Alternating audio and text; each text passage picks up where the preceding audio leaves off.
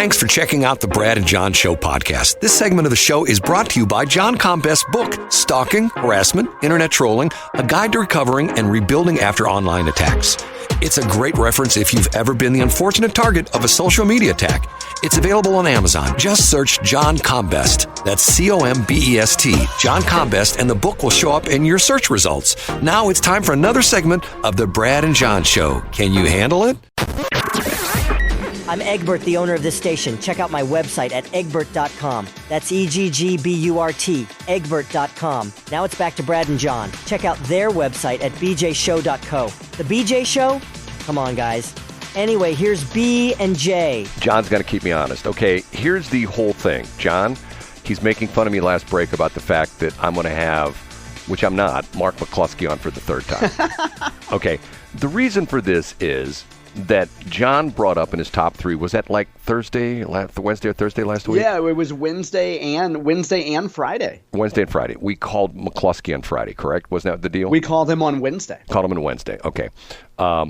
Mark is behind, and the interesting thing was he was the consul. He was the lead attorney in Vernon County to essentially but pitch his deal on the fact that they want to have, as I call it, the purity test. Would that be a proper way? Yeah, and yeah, that's certainly one of the terms that's been used for it, Brad, as part of the vetting process. Right. The idea being, did this start in Franklin County, or was it? No, I mean, I think other states throughout the country have done this. I don't think that this is an original idea. Essentially, the idea is for the Republicans that you have a vetting process that if you claim you're a Republican and you want to run for dog catcher or county council person or whatever, that the Republican Central Committee for that county would say, we don't know if you really have the stripes for that. We think you may have a little bit of Democratic, ideology in your thing, and we're not going to have you do this. Well, I was somewhat surprised to find out from John Combest, who knows everything, that Mark McCluskey is leading this charge. And he actually pled this case in front of the judge, wasn't it, down in Vernon County? Yeah, down in Vernon County, the judge found in his favor. It wasn't a jury trial, it was a bench trial, correct? Correct. So, and I'm thinking to myself, okay, the party that, to me, tries to be inclusive is being exclusive. If you want to run for office in Franklin County and now Vernon County, you have to pass a test. And I'm going like, okay, this is nutty. Now, you're kidding because of the fact that I had him on. Was it yesterday or was it Monday? We did. We called him yesterday live on the air. And he defended this once again. He did, yeah. And he mentioned, I believe he said there's like a 25-question survey, right? Well, okay. It's interesting. Sometimes I'm surprised at who listens to this show because I had feedback from like 3 or 4 people yesterday after the show saying that, and I'm not trying to say this just because, people, should, look at these people, they believe what I said. I guess I find it a little bit interesting that the Republicans have always been sort of the notion that they're sort of snooty. And remember, it used to be called the country club Republicans, right? The idea being is that all the rich people that, like the Caddyshack kind of people, were all Republicans, and that the Republican Party was sort of the party of the rich and the corporate guys and the guys out there in the golf courses, and the Democrats are more the guys who are driving the buses and, Joe Sixpack kind of thing. Okay, so why in the world would you make it tougher for someone to be a Republican candidate? I don't understand this. Yeah, I think it's in vogue now, and I think you see efforts in other states to do this. And let's get back to Mark McCluskey. I mean, I would think that you expressed some surprise, Brad, because you said, Mark has generally been an outsider. Yes. He was thrust into this by, I think, most people who agree with me politically and are on the right of the libertarian side would say that he was defending his property from a pack of marauding protesters who broke a gate at Portland Place to even get into his neighborhood. He was in the national spotlight. He ran for office as an outsider. Exactly. And so we would presume that as an outsider, he wouldn't want one of these so-called purity tests. But I think I'm guessing it's important for Mark to stay up. If you're a Mark advocate, a McCloskey advocate, you would say it's really important for him to stay part of the public discussion. Mark sees that kind of the anti-RINO, I guess you could say, movement is a home for him, and he's going to use his legal skill to defend the kind of Freedom Caucus position, I think, that you want to vet your candidates. Well, and as we talked about on the air last week, Brad, my major problem with this is the people that run central committees, I'm ideologically aligned with them now, but what if 2 or 3 election cycles down the road, what if in Boone County, in the middle of Missouri, at the University of Missouri Columbia campus, a group of liberals or moderates takes over the Republican Central Committee? I couldn't Then agree. if you're running as a pro-life Republican, what if they say, well, we don't feel like you represent the interests of women and gays? And that's an extreme example, Brad. But you get my point. As of right now, the pendulum is to the right. But what if you don't agree with the Central Committee and they tell you no? I agree with you 100%. And I think the problem that bothers me about this is that what you're doing is you're setting yourself up exactly for that. Like right now, you go into St. Charles County and Franklin County, the very red counties, okay? But once upon a time, there used to be a guy by the name of Lawrence K. Roos, who was the county executive of St. Louis County. I believe he was a Republican, okay? And if you go way back in history in the city of St. Louis, there were Republican mayors, okay? We haven't had a Republican mayor in the city of St. Louis for how long now? What, a like century? 70 years? Yeah, probably? a century. And for the last, I don't know how many terms the St. Charles County or the St. Louis County executive has been. We've got Sam More than Page. 30 years. I think H.C. Milford was the last. Was H.C. Milford a Republican? I believe he was. Well, Yeah, so that's at least 30 years. See, and the thing that bothers me about this is this goes to show you that, like, I kid about this all the time. You go to a trial and you watch 2 attorneys. You see the attorney for the plaintiff and the attorney for the defense, and they're going back and forth. And they're like, and my and because of the fact that the client did this and he's a scumbag, and the other guy, my client is not a scumbag. He's a model citizen. And you see these 2 guys, they look like they're about ready to duke it out. But yet, 5 o'clock rolls around, case is carried over for the next morning. You go down the street to C.J. Muggs right there in the corner of Merrimack and Bonham. Is that Bonham? Yeah. Brad, I was a traffic reporter. You need to say that it was at Maryland and Bonham. You got it wrong. It's Maryland and Bonham. You didn't say Maryland and Bonham. It's Maryland and Bonham. Maryland and Bonham. Okay.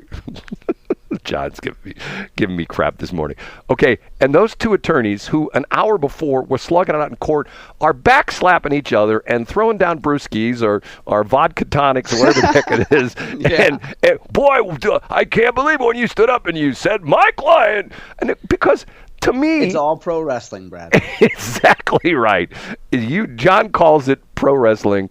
I call it kabuki. Yeah, it's kabuki theory. Now, Brad, I have a theory that we've never talked about why this vetting came to be and why the central committees are doing this. You ready for this? Well, I'll tell you what. Go ahead. Yeah, finish your point. Let me come back to one. I'll come back to that because I didn't state my thing. So yesterday, one of the articles that was sent to me yesterday, which is interesting, it's a Riverfront Times article, I think from January, February, talking about this very trial that happened last week with Mark McCluskey. The experts said that they were going to lose in Vernon County, but they won.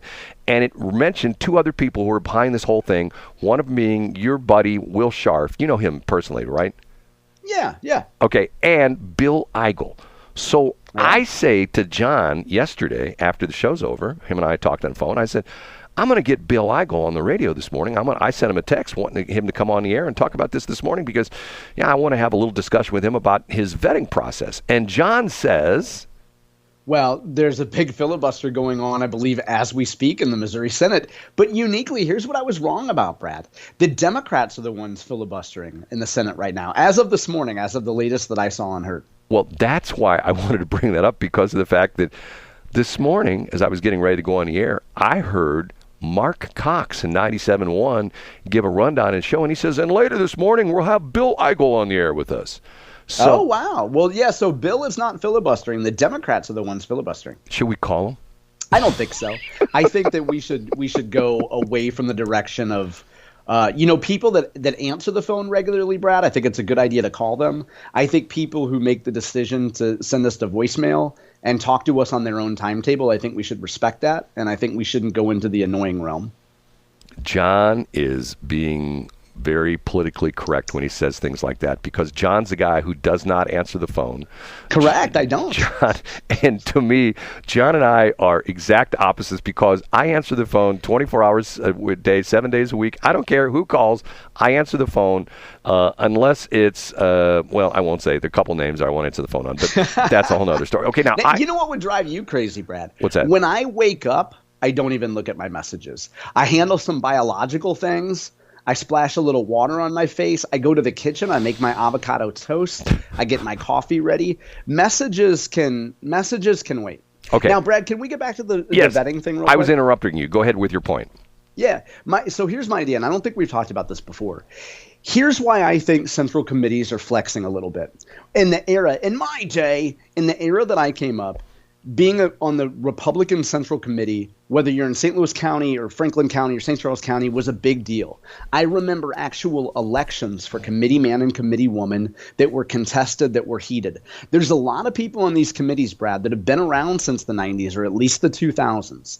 And in those days, being on the committee meant something. Your endorsement meant something. And in the last 10 or 15 years, we've had a huge influx of groups like, let's call out names, Americans for Prosperity. That's where our friend Camelia Peterson works. Groups like Americans for Prosperity and other third-party groups don't give a rip about party committees. They'll just come into Missouri and dump a ton of money into a state rep district. If there's some big schlub that's going to lose, a big third-party group can come in, dump a ton of money in there. Forget about the Central Committee. You don't need them anymore. And ever since groups can do issue ads, all the ads that say, Brad, you're a big fan of Missouri, winning for Missouri education, and all these other third-party groups. You don't need political parties in 2024 like you needed them in 2004, much less 1994. So, Brad, here's what I think is happening. A lot of people who've been around for a long time say, to hell with these third-party groups. We are the Republican Central Committee. I am the Darden Prairie Township Committee woman, god dang it. And you will respect my voice. You will respect my vote. I don't know who the Darden Township committee men and women are. I'm just using that phrase. Let's use back in my day. I'm the St. Ferdinand committee man, and people are going to respect my authority. And guess what? If you're not Republican enough for me, get out of here. We're not giving you our stamp of approval. That's what I think is going on, Brad. Okay, first off, two little quick things there. I have one other thing, because I want to bring up, before we finish this segment, I want to bring up the fact that John dissed me on his Combest, johncombest.com thing. I did, yeah. I called it out accurately for repeating a stupid myth. Yeah, go ahead. Thank you, John. You are at the heart of what I find repugnant with Tracy Ellis's station. Thank you. In the fact that they are like we have this running joke where John keeps track of how many times per week I mention Tracy Ellis, okay?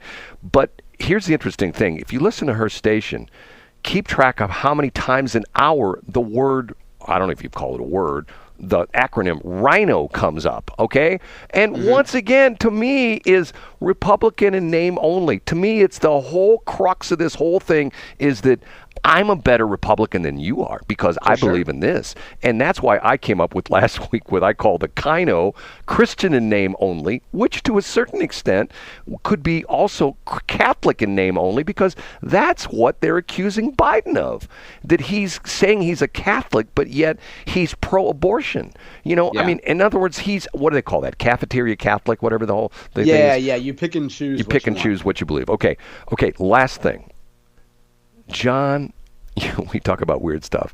I talk about my never-ending battle with Honeysuckle. Yes, that's right. And we were talking about the stuff with the volunteer crops, and John called me out. This was Friday. Called me out and said that I reported I fell for the myth that there were farmers who were being sued because they used the seed, essentially like the corn seed that they harvested to replant a crop the next year, which is illegal under the agreement with Bayer/Monsanto. And John says that's never happened. He calls me out on that. Okay, but then John sends me this official thing, because he's the smart guy.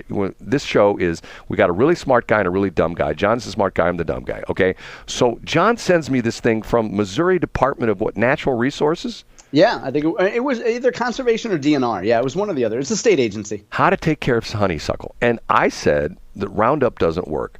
So John sends me this thing that says, oh, Roundup works. The only problem is you have like a window, two weeks a year, when Roundup will work on honeysuckle. And essentially... it's called good weed control. Well, but once again, I don't live my life by, if I wake up in the morning and it's July and I want to spray my honeysuckle with Roundup, I might as well take the money I spent for that Roundup, put it in the ground and put lighter fluid on it, burn it, because of the fact that it ain't going to work. But what's interesting is, and this is John. John still has this bias because he worked for Monsanto/Bayer. If you read the article he sent me, the number 2 chemical is what I use, and it Crossbow. Yeah, I have it up right now. It works great. Now the only problem with Crossbow is it doesn't work right away. You spray it on, you come back a couple days later, maybe even a week later, maybe 2 weeks later. 2.5 weeks later, you see the leaves start to get a little bit cringy, and then maybe 3-4 weeks later, it usually takes 6 weeks before it really kills off. But when it kills it dead. It's a great product, and that's the half of the product in there that you're talking about is 2,4-D. The problem is when people spray weeds, if they don't see the effect within a day or two, they get impatient and they think it's not working. Auxin herbicides, which is what 2,4-D is, which is what's in your weed and feed and your those basic backyard products, those take some time and they cause we don't need to get into details. But the point is, if you spray a weed and it doesn't work right away, it doesn't mean that it's not working. It just takes some time. And also, Crossbow doesn't have the bubbling action, which makes me very upset. Yeah, that's right. John explained that whole crazy thing where the bubbling action on the weed control does nothing. It just makes you feel good, right? It makes you feel good. Oh, my God. Right. I can feel it working. I can see the bubbles. Okay, we have to take a break. Thanks for checking out the Brad and John Show podcast. This segment of the show is brought to you by John Combest's book, Stalking, Harassment, Internet Trolling, A Guide to Recovering and Rebuilding After Online Attacks. It's a great reference if you've ever been the unfortunate target of a social media attack. It's available on Amazon. Just search John Combest. That's Combest, John Combest, and the book will show up in your search results. Now it's time for another segment of the Brad and John Show. Can you handle it?